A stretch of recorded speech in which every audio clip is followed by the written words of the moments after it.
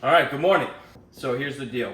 Last week, I took off the slick tire for my Onewheel GT, and the Enduro tire showed up, but there was a small problem. It's a little bit warped, and it's actually catching on the back part of the GT when it rides, and it's like kind of scraping. I reached out to the Float Life. They were kind enough, didn't even ask any questions, sent me a new one. Got here really quick. So I'm gonna slap this on the GT, and I'll basically just walk you through the process, because the first time I did this, it was an absolute nightmare, but now I kind of have a general understanding of how to do it.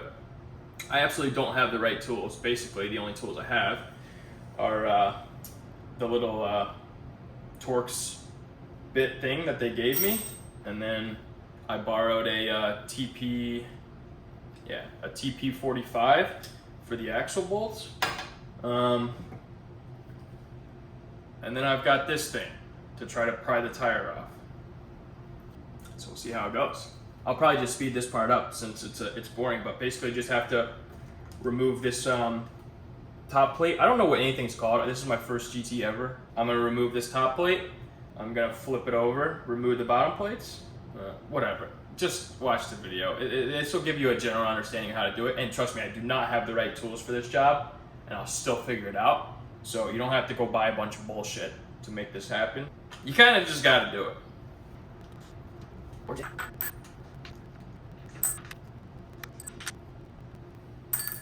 So once you remove the 4 screws, this thing should just pop up. Last time it did it fairly easily. Obviously this time, not so much. Here we go. Grab it from underneath. All right, that's step 1. Get that out of the way. Then there should be 2 more screws behind each of the front and rear sensor. Oh my God.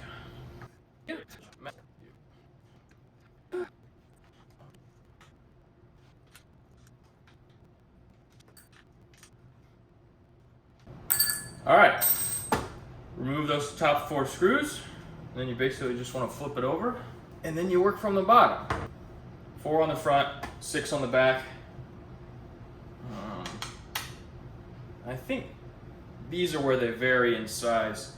The ones up top here are short, and then the ones that are behind the handle on each side are longer. So make sure you don't forget that. Yeah, these are the short little ones. And then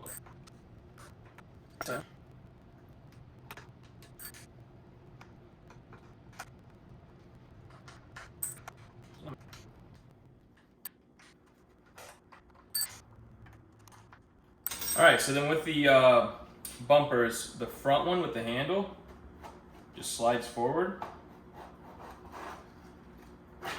like so, pretty simple. And then the back one just lifts up. Screw stuff. Bang. Oh. So dirt. You want to remove the bottom screws, which will then release the foot pads. So we'll start with the front. There's 2 on each side.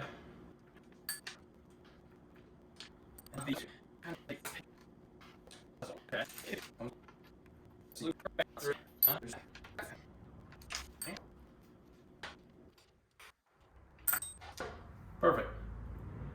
Back foot pad is off. So basically the easiest way to do the next part, flip it back over, choose a side.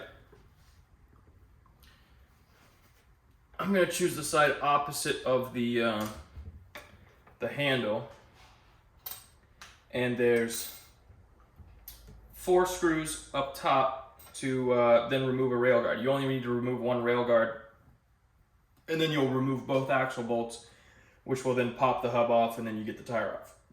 Oh, excuse me.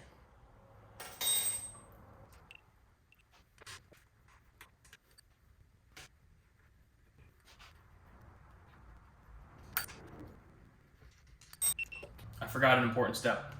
You got to remove the power cable. I think that's important. I'm not 100% sure.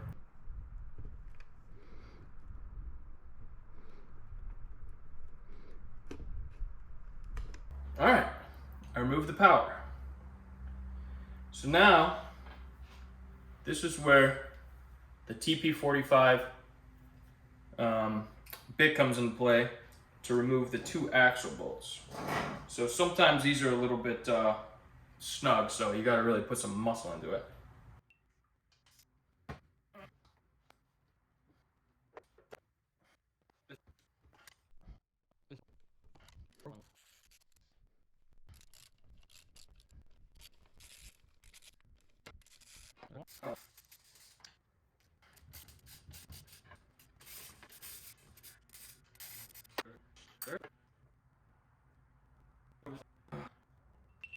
I just made my first mistake.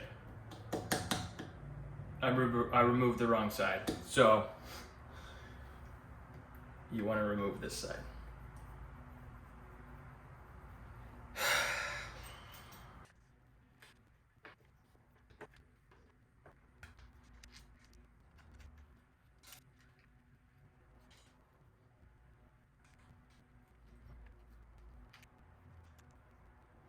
All right, so that's back. Flip it around, don't do what I did. So you want to start with the handle side facing you and remove this side. It makes it a little easier. I don't actually know if it matters.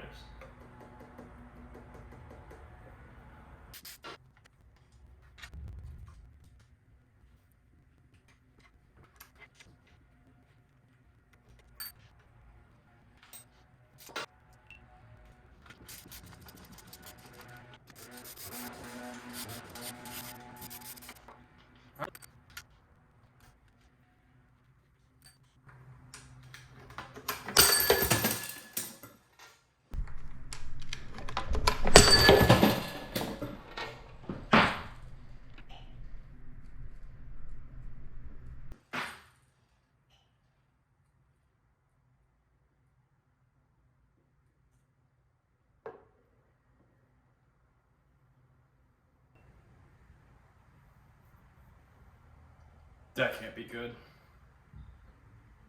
Oh no. All my screws are gone. I think they went down the sink.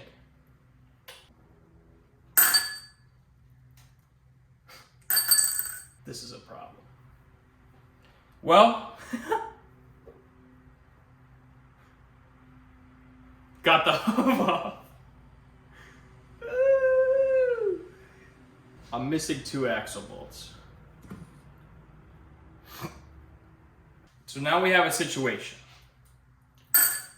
I found the majority of the screws, but the 2 large axle bolts went into my sink, the drain of my sink.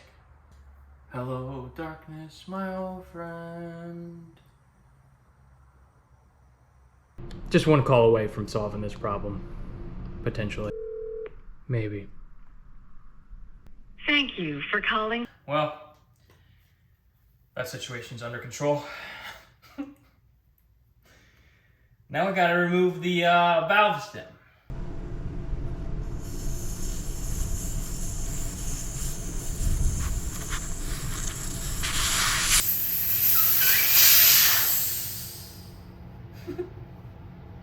Kind of satisfying.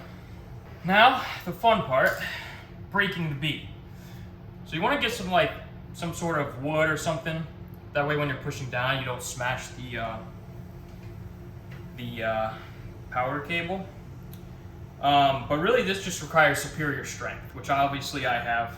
You just want to get the side of it and then just push down pretty much as hard as you can.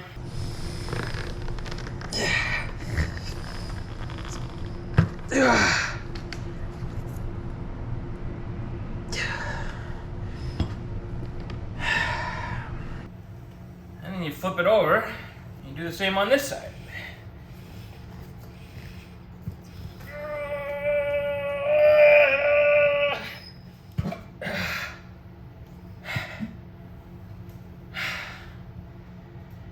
It's like I didn't even try that hard.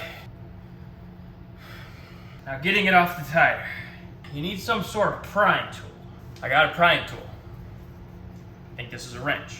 Basically, you just need something rubber, because when you slam it in there and you pry it, you don't want to just bang up the rim.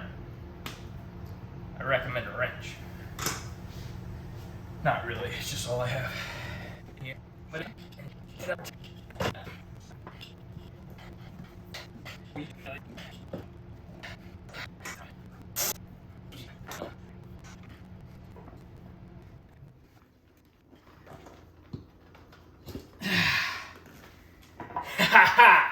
Bingo! Tires off. All right. Now you have to put the new tire on and somehow get these lifesavers to fit on this rim.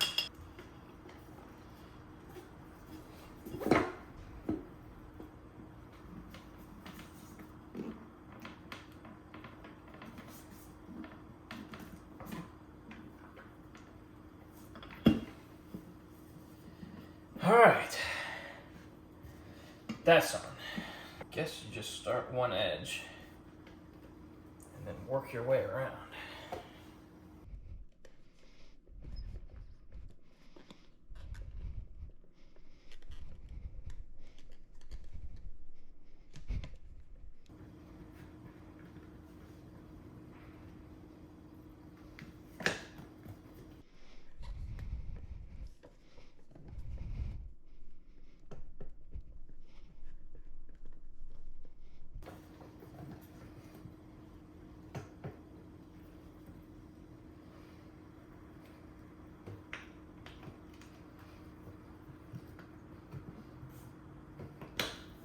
Wow, that wasn't so bad.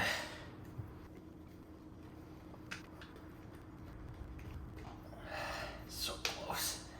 Got it. Oh, I forgot to mention too, the easiest way to tell which way the tire goes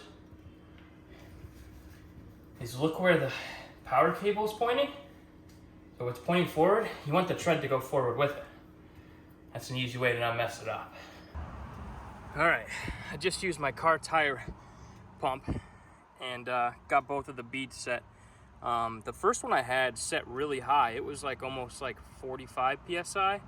The first one on this one set at, I think, 17, and then the second bead set at 23. So, all right, so it's been brought to my attention that I'm a dumbass.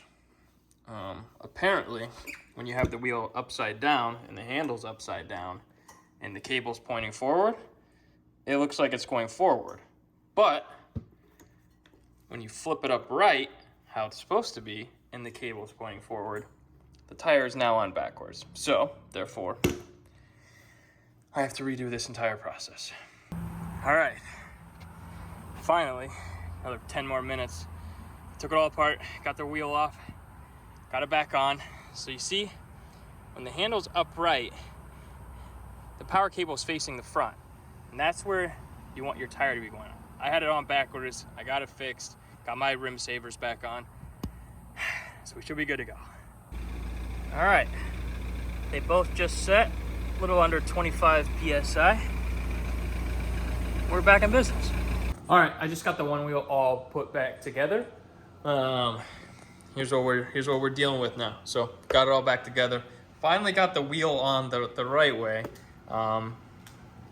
It seems to be a lot better. I already checked to make sure that there wasn't any scraping on the tire, and it seems to be good. I was a little bit worried about getting these on. I heard that they're pretty tough, but honestly, it wasn't too bad. It is not fun, I would say. But I think that wraps up the video. All put back together, turned it on, make sure it works. I think I'm gonna go give it a little test run. Thank you guys so much for watching. Maybe you'll get a laugh out of how many times I messed up. But yeah, I'm not really super handy with these things. I'm more of a computer nerd than anything. So this stuff, I don't have the right tools. I still was able to do it. So thanks again for watching. Hope you guys have a good one. Peace.